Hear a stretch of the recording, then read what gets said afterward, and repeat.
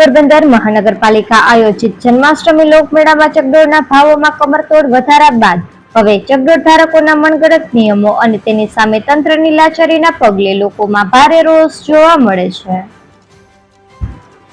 પોરબંદર ચોપાટી મેળા મેદાન ખાતે આજે શીતળા સાતમથી જન્માષ્ટમીનો લોકમેળો શરૂ થઈ રહ્યો છે, પરંતુ મેળો શરૂ થવાના એક દિવસ પહેલા જ રાઇડ્સના ધંધાર્થીઓએ 18 વર્ષથી નીચેના બાળકોને રાઇડ્સમાં બેસવા દેવામાં આવશે નહીં તેવા બેનરો ચકડોળ પાસે લગાવ્યા છે, જેના પગલે શહેરીજનોમાં ભારે રોષ જોવા મળે છે।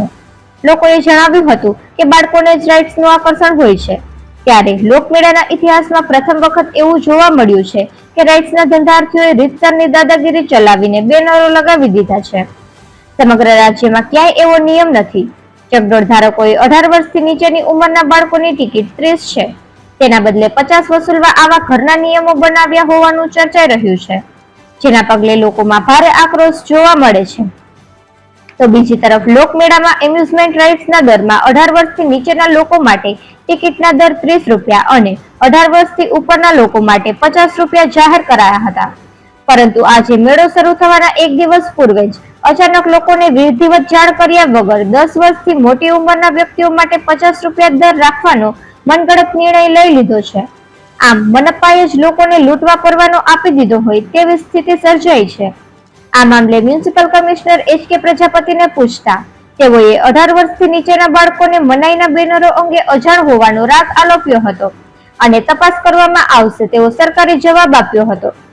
ઉલ્લેખનીય છે કે જન્માષ્ટમી લોકમેળામાં રાઇડ્સના ભાવ 30 માંથી 50 કરી દેવા અંગે કમિટીને ગત તારીખ 25 જુલાઈના રોજ બેઠક કરી નિર્ણય લઈ લીધો હતો, તેમ છતાં લોકો સમક્ષ ક્યારેય જાહેર કર્યો ન હતો। તેના બદલે 28 જુલાઈના રોજ હરાજી દરમિયાન ચકડોળના ધંધાર્થીઓને આ ભાવ જણાવવામાં આવ્યા હતા, જેને લઈને અનેક સવાલો ઉઠી રહ્યા છે। સમગ્ર જિલ્લામાં એક તરફ મંદી અને બેરોજગારી ચરમસીમાએ છે, તેમાં લોકોએ મનોરંજન માટે વર્ષમાં એક વખત લોકમેળો આવે છે, જેમાં ગરીબ અને મધ્યમ વર્ગનું મોટું પ્રમાણ છે, જે લોકમેળાની મોજ માણે છે। ત્યારે રાજકીય આગેવાનોએ પણ ભેદી મૌન સેવી લેતા અનેક ચર્ચાઓ જાગી છે। નિપુલ પોપટ, પોરબંદર ટાઈમ્સ। હેલો, વિશાલ રતિલાલ સોલંકી। પોરબંદર મેળામાં રાઇડ્સમાં 18 વર્ષથી નાના છોકરાઓને બેસાડવાની મનાય અને 50 રૂપિયા ટિકિટ મોટા માણસોની, તો આ તો અન્ય અત્યાચાર કહેવાય ને। છોકરાઓને મેળામાં આવે તો શું એને ન બેસાડવા?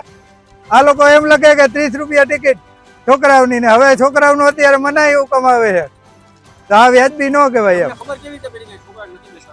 આમાં બોર્ડમાં લખેલું છે 30 રૂપિયા ટિકિટ વ્યાજબી લાગે આપણે અહીંયા પોરબંદર ને ઓલા પ્રમાણે છે કોઈ ઉદ્યોગ કે એવું? કોર્પોરેશન દ્વારા જે મેળાનું આયોજન થઈ રહ્યું છે એમાં મોટી રાઇડ્સ અને નાની રાઇડ્સ રાખવામાં આવેલી છે। અત્યારે જાણવા મુજબ આ જે રાઇડ્સ છે એમાં કેટલાક બોર્ડ લગાવવામાં આવેલા છે, એમાં કેટલીક સૂચનાઓ આપવામાં આવેલી છે। બોર્ડમાં એક સૂચના એવી પણ છે કે 18 વર્ષથી નીચેના હોય બાળકો એમણે બેસવું નહીં। આ બાબતે મારે સ્પષ્ટતા કરવાની કે આવા કોઈ બોર્ડ કોર્પોરેશન દ્વારા આપવામાં આવેલા નથી। સ્થળ પર અમારા જે એન્જિનિયર છે એમને જાણ કરી છે, એઓ દ્વારા તપાસ કરવામાં આવશે અને કાયદેસર કોણ બેસી શકે એની જે ગાઈડલાઇન્સ રાઇડ માટેની હોય એ પ્રમાણેનું ચોક્કસપણે પાલન કરવામાં આવે એ માટે ફરીથી નવેસરથી એના બોર્ડ બનાવી અને લગાવવામાં આવે તેવી સૂચના એમને આપવામાં આવશે।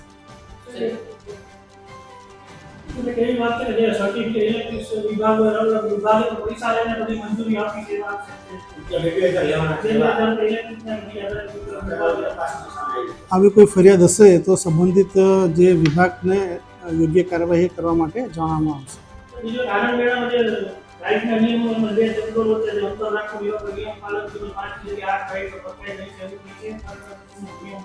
જે મુખ્ય જે મેળોનું જગ્યા છે વત્તા આનંદ મેળો, એ જગ્યાઓના નકશા બનાવવામાં આવેલા છે અને નકશા પ્રમાણે જ આપણે પ્લોટ ફાળવવામાં આવેલા છે। આ નકશા જે મંજૂર થયેલા છે એના સિવાયનું જે પણ હશે રાઇડ એ બધી દૂર કરવામાં આવશે।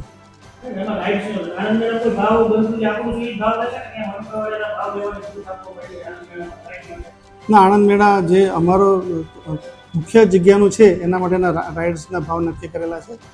બીજા મારે તપાસ કરીને તમને કહેવું પડશે। હું તપાસ કરીને તમને જણાવું છું પછી, બરાબર છે?